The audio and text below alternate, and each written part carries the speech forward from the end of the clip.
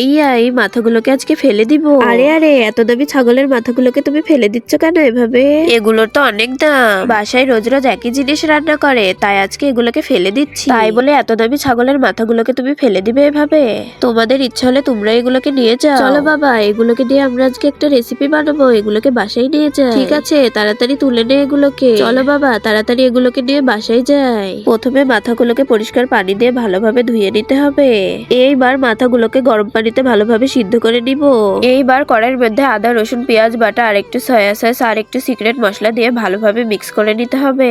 এইবার সিদ্ধ করে রাখা মাথাগুলোকে দিয়ে ভালোভাবে রান্না করে নিতে হবে। বন্ধুরা, তোমরা যদি আপেল খেয়ে থাকো তাহলে ভিডিওতে একটি লাইক দিবে, আর যদি চকলেট খেয়ে থাকো তাহলে চ্যানেলটিকে সাবস্ক্রাইব করবে, আর তুমি কোন ক্লাসে পড়ো কমেন্ট করে বলে দিও।